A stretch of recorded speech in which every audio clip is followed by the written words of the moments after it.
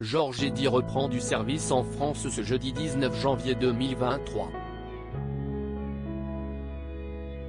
La mythique voix de la NBA sur Canal+ sera derrière son micro pour commenter le NBA Paris Game 2023. L'occasion pour Télé Loisirs de prendre de ses nouvelles.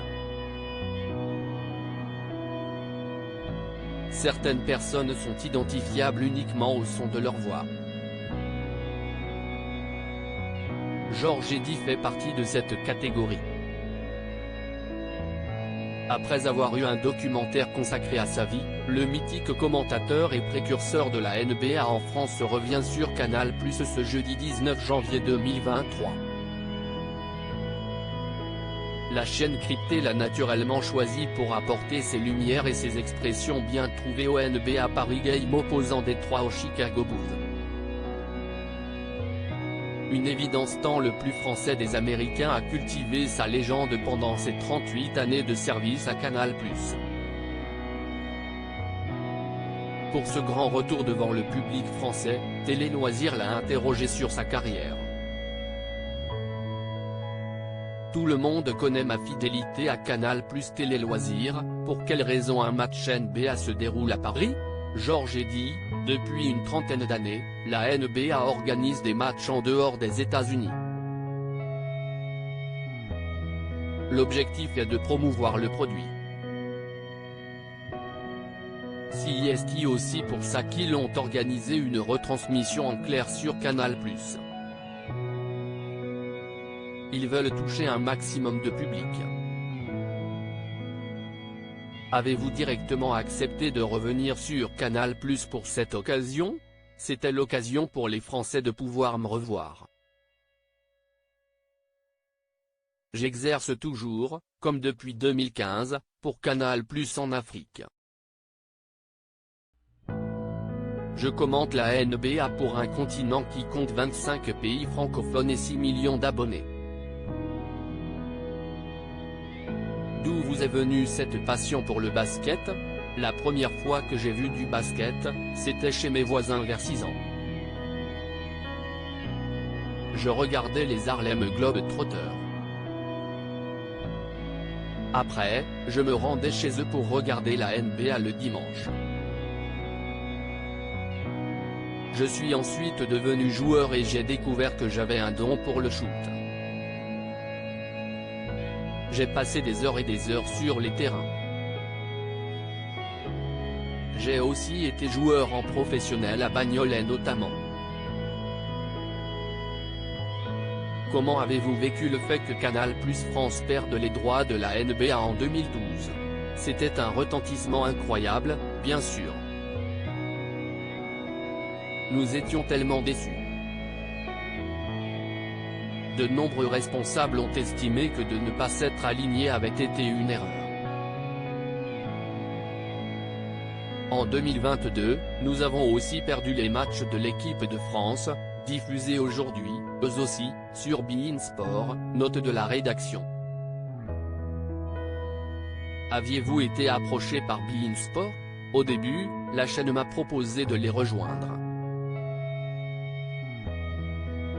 Mais leurs conditions n'étaient pas intéressantes. Pour le reste, je n'ai pas reçu tant d'autres sollicitations que ça. Il est vrai que tout le monde connaît ma fidélité à Canal+. Mon accent a fait mon charme. Comment se passe votre arrivée à Canal+ en 1985 ? J'ai été joueur professionnel au Racing Club de Paris et meilleur marqueur. J'étais un des premiers abonnés de Canal. Comme personne ne connaissait la NBA en 1985, j'ai tenté ma chance. Charles Bietri, le patron de l'époque, note de la rédaction, m'a fait confiance. J'ai appris sur le tas auprès des plus grands journalistes de l'époque comme Lescure ou Denisot. Votre accent très marqué vous a-t-il été reproché ? Charles Bietri ne voulait pas que je perde mon accent. Il disait que ça faisait mon charme et mon authenticité. Dès qu'il fallait quelqu'un de bilingue pour interviewer des sportifs anglophones, c'est moi qui faisais le travail. Où avez-vous appris le français? Je l'ai appris tardivement au lycée et à l'université. C'était un français très littéraire. Quand je suis arrivé, je ne connaissais pas le jargon et le langage familier. À 20 ans, j'ai commencé à réellement le parler. Quel souvenir gardez-vous de la première finale NBA diffusée en 1991 sur Canal+. C'était un grand tournant sur le plan technique et technologique. Entre 1985 et 1991, tous les matchs étaient différés. Nous commentions un mois après la rencontre. Le fait que Canal+ accepte de nous envoyer sur place était un tournant majeur pour ma carrière et dans la couverture de la NBA. On a tout fait après, All-Star Game et finale NBA. Victor Wembanyama va devenir l'un des meilleurs joueurs NBA comme vu dans le documentaire Mr. George, vous semblez avoir un fort lien avec Michael Jordan. Son influence a été énorme sur ma carrière.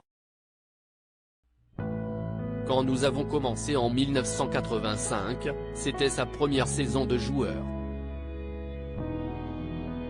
La montée en puissance de la NBA sur Canal+ était liée à la montée de la carrière de Jordan.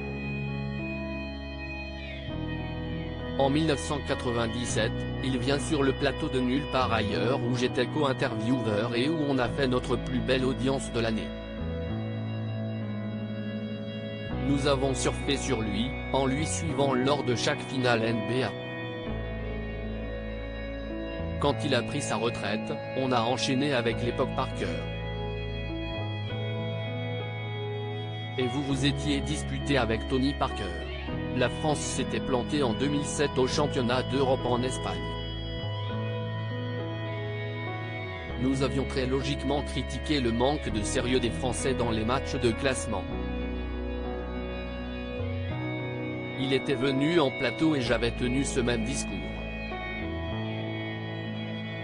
Ça a créé un creux dans notre relation même si ça s'est arrangé.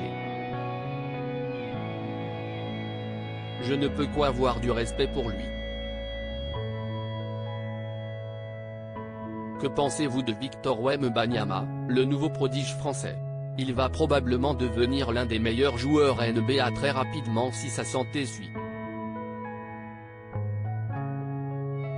Il a un talent unique au monde. On dirait un joueur de l'an 3000, il est immense, technique et a une très bonne adresse. On peut le comparer à un jeune LeBron James. Comment envisagez-vous votre fin de carrière? Ma carrière n'est pas terminée. Je pense encore que je vais travailler 2 saisons et finir ma carrière avec les Jeux Olympiques à Paris sur Europe 1. Après presque 40 ans de maison, je partirai à 68 ans. À lire aussi ça a eu des conséquences sur ma carrière, Georges Eddy, Canal+, revient sur sa grosse dispute avec Tony Parker.